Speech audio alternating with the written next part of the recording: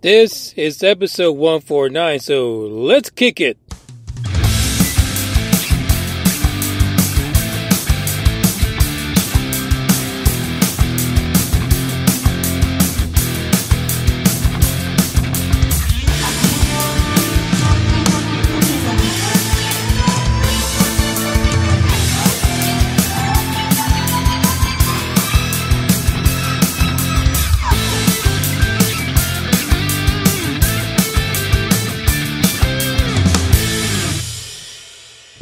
Hey, this is Manny Moonraker. This is episode number 149, and I just want to chat with you just for a little bit.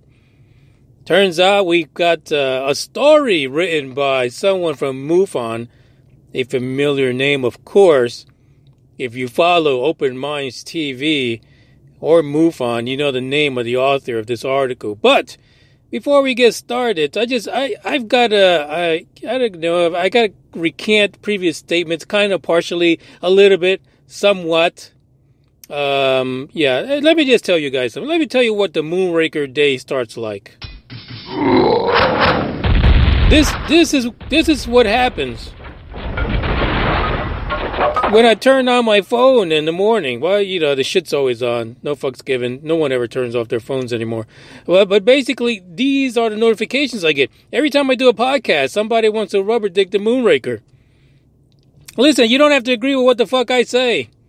That's the bottom line. That is the magic of having 3 trillion podcasts out there worldwide in every fucking language you can think of. But there was one podcast where I gave, it's probably about 2 or 3 episodes ago, where I gave maybe it was a little bit scathing in a way, but I didn't think it was too bad. It wasn't too bad. It was because I received a message from Chad in a Castbox. And Chad, you know, listen, I own up to it. But let me tell you this. I had people, wait a minute, I've got a little something for this. Hold on a second. You see, Chad, I had several people read your comment.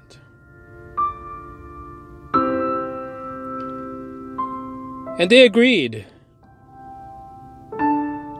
They agreed that your comments were not directed at Tom the Short Long.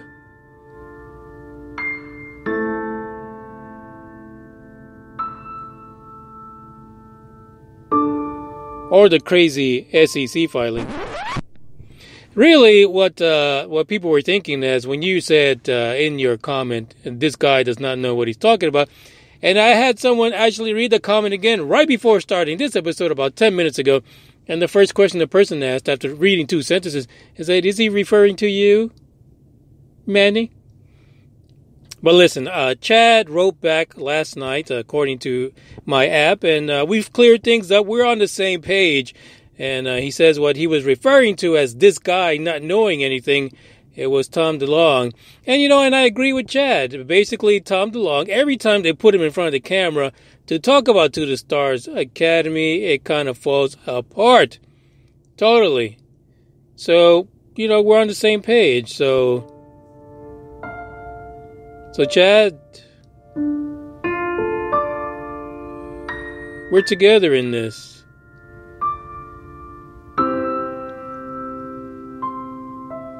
I care about you, you care about me. And we are together in this fight against the evils of ufology. And I thank you for listening. I thank you all for listening. All right, enough of that. That's good. Hey, Chad, listen, buddy, keep listening. I understand. Like I said, whenever I get up in the morning, sometimes it's feast or famine, and sometimes the rubber dickers just come out of the woodworks. So if there's a slight misunderstanding in the verbiage that's used, then you bet your bottom dollar that the hashtag no fucks given Moonraker is going to come out and is going to kick some major ass and ask questions later. Hell, that's the way it is. I don't know. You got to forgive me for that. Anyway, so this article comes out of the great minds at MUFON, specifically Roger Marsh. And listen, everybody knows Roger Marsh that knows anything about MUFON. As a matter of fact, you can know dick about MUFON. And if you listen to Open Minds TV, you go to the website, or you listen to the Open Minds podcast, you know he's on there all the damn time. So you've heard Roger Marsh at least. The article that he wrote on the MUFON's site was 4 triangle objects spotted low over rural Pennsylvania. So apparently people in Pennsylvania got a visit. So listen, let me tell you, I was so excited about this story. I was worked up. I mean, I was like, damn, what a great way to start off the second podcast of the week to talk about potentially a TR3B flying for information over Pennsylvania. And I was excited about this. But before we get into his little article, let's talk about his bio. For those of you who don't know Roger Marsh, you've never heard of Roger Marsh, let me read you a little bit of his bio from Open Minds website. And it says, Roger Marsh is a writer and content developer. He is a director of communications for the Mutual UFO Network, also known to us people who follow ufology, UFOs, aliens, and all that shit, as MUFON. There he manages media content. Here we go again. Moonraker, come on. Thanksgiving's over. Get it together. He manages media contact, rights, and permissions, and content development for television, film, documentary, radio, print, and stage. I've never seen a MUFON play, but hey, I could be wrong. It says Roger is also a MUFON case researcher for the History Channel's Hangar 1, the UFO files. Ain't that something? Man, this guy's got his name in lights. God bless you, Roger Marsh. That's all I can say about that. So here's his deal. Apparently, this case numbered 89450. Just in case you want to look it up, let me just repeat that for you so you don't have to hit rewind. MUFON case number 89450. It basically is talking about a witness that reported in Pennsylvania basically 3 triangular UFOs, which were all black and very reflective in nature. They were reported out of Wrightsville. If you live in Wrightsville and you saw this, give me a holla and let me know what happened. Now, here's the thing. Thanks to Roger Marsh putting this out today, or recently. I have no fucks given. I really don't even know anymore. But anyway, it turns out this incident was really back from January 9th to be exact, at 7 p.m. And the Susquehanna River in York County is where the shit went down. And here's a quote from the witness. We heard and witnessed a helicopter with a searchlight hovering over and scanning the countryside and water. As we watched it, we became aware of 4 other aircraft flying at a higher altitude, at least higher than a helicopter. It says the craft flew in a pattern directly over our home. They were triangular in shape. They possessed pulsating lights. Their surface was black and reflective.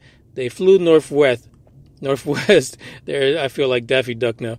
Their entire encounter took 4 minutes. So this is really fascinating, right? So you have 4 potentially TR3Bs flying information over this person's house.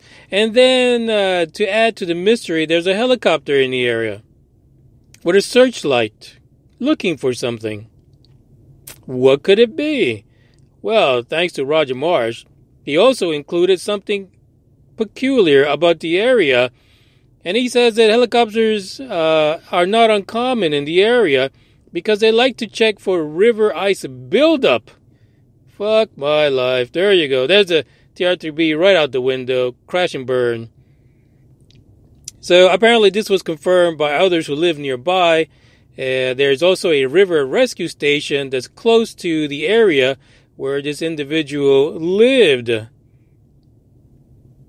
But apparently the river station has no affiliation or association with the unidentified craft or four of them that were identified by the witness. And according to the witness, this helicopter actually continued north following the river.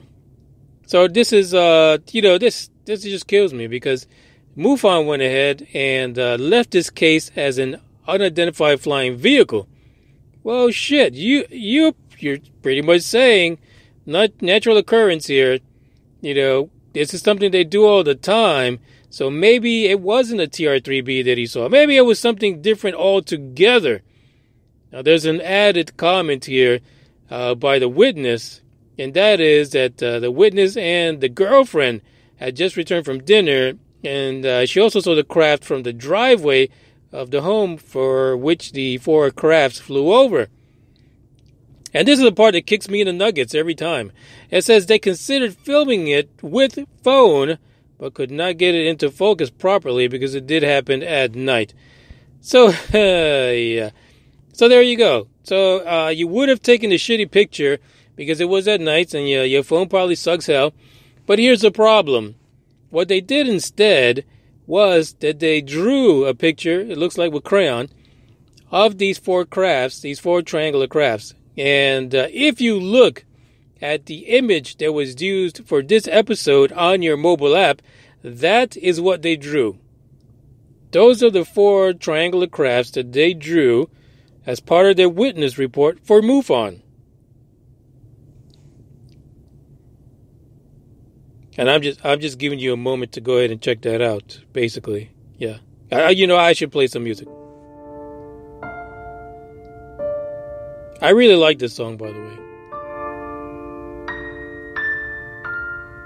And I now would like to announce that once the Rubber Dickies this year have concluded, so will UFO Buster Radio. Manny Moonraker will be no more.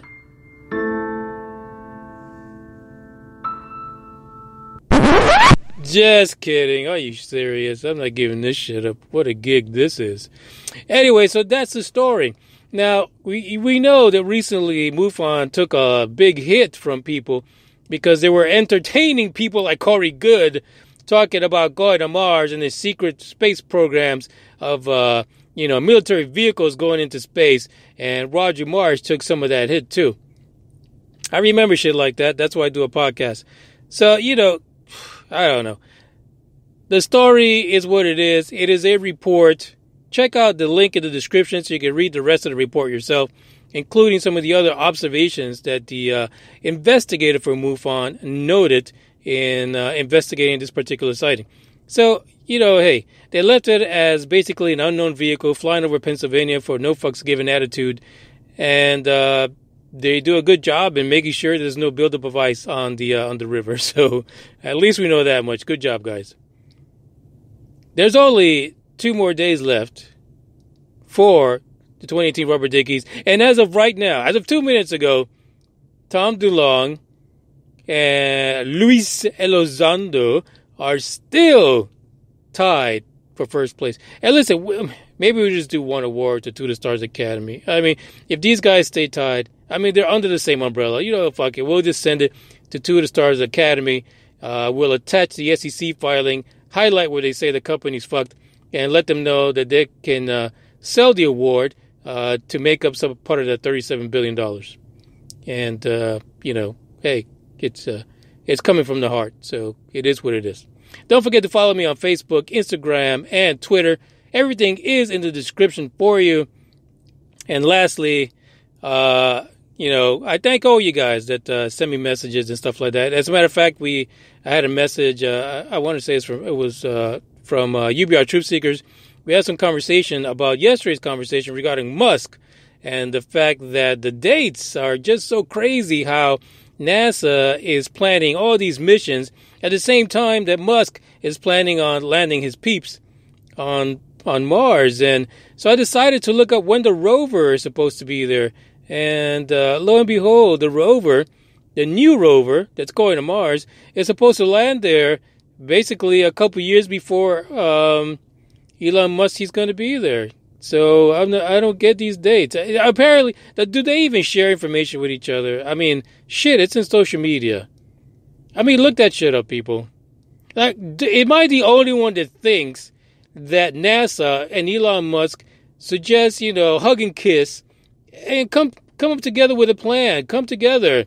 I wish I could play the Beatles song right now, but fuck, I get a copyright infringement notice at a drop of a dime. But really, let's talk about that. Shouldn't NASA and Elon Musk, go into a dark room, hash things out, take in whatever tools they need, and then come out and support each other? NASA can't do it without Elon, and Elon, well, fuck. NASA's been at this a long time. They've got a lot of data.